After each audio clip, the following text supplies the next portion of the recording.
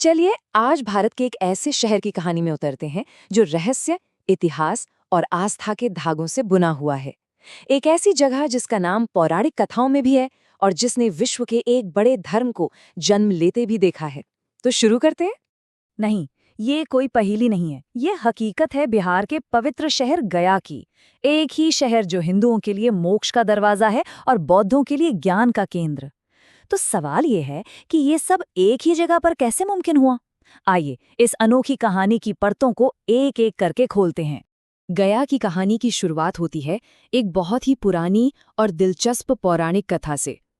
पता है, इस शहर का नाम और इसका इतना पवित्र होना, दोनों की जड़ें इसी एक कहानी में है। हाँ, आपने बिल्कुल सही सुना।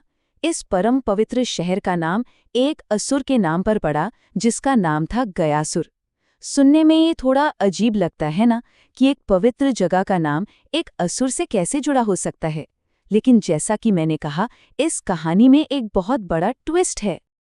अब देखिए, गयासुर कोई आम दुष्ट असुर नहीं था। वो असल में भगवान विष्णु का एक बहुत बड़ा भक्त था। उसकी भक्ति इतनी पावरफुल, इतनी पवित्र थी कि सिर्फ उसके दर्शन करने से ही बड़े से बड़े पापियों को मोक्ष मिलने लगा। अब इससे हुआ ये कि सृष्टि का जो संतुलन था वो बिगड़ने लगा और देवता भी चिंता में पड़ गए। तो कहानी का सबसे अहम हिस्सा ये है कि देवताओं ने गयासुर से मदद मांगी और उसने मानवता के संतुलन के लिए अपने शरीर का बलिदान देने का फैसला किया।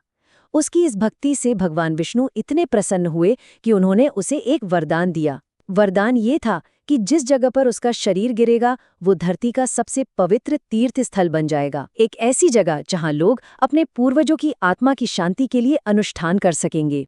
और बस इसी एक वरदान ने गया को हिंदू धर्म के सबसे महत्वपूर्ण तीर्थों में से एक बना दिया।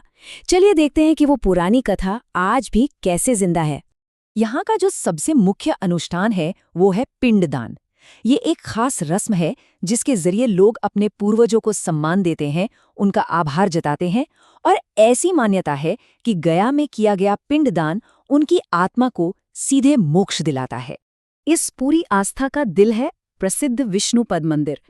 कहते हैं कि जिस शिला पर गयासुर ने अपना बलिदान दिया था, उसे स्थिर रखने के लिए भगवान विष्णु ने उस पर अपना दाहिना पैर रखा था। और उस पत्थर पर आज भी उनके पद चिन्ह मौजूद हैं। सोचिए, ये पद चिन्ह उस दिव्य वरदान का एक सीधा सबूत है। और हर साल लाखों लोग इसी जगह पर पिंड दान करने के लिए आते हैं। इस जगह का महत्व तब और भी ज्यादा गहरा हो जाता है जब इसका जिक्र रामायण में मिलता है।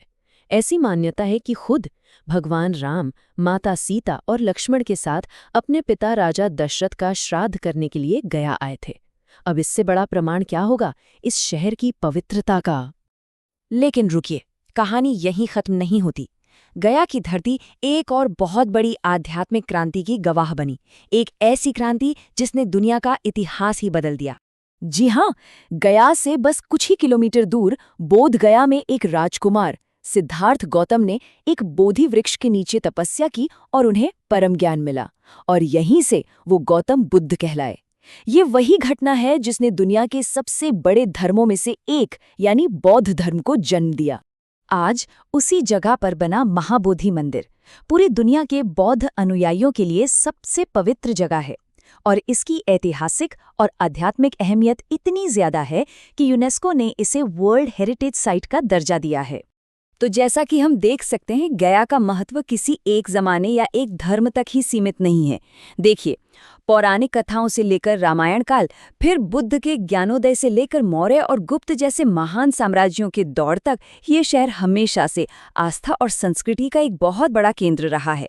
तो जब हम इन सारे धागों को एक साथ पिरोते हैं, तो गया की एक बहुत ही असाधारण, एक अद्भुत तस्वीर उभर कर सामने आती है।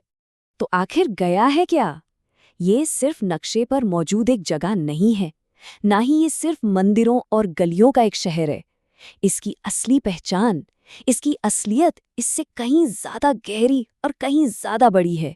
गया असल में एक संगम है, एक ऐसा संगम जहां हिंदू धर्म में पूर्वजों को मुक्ति मिलती है और बौद्ध धर्म में आत्मा को ज्ञान मिलता है।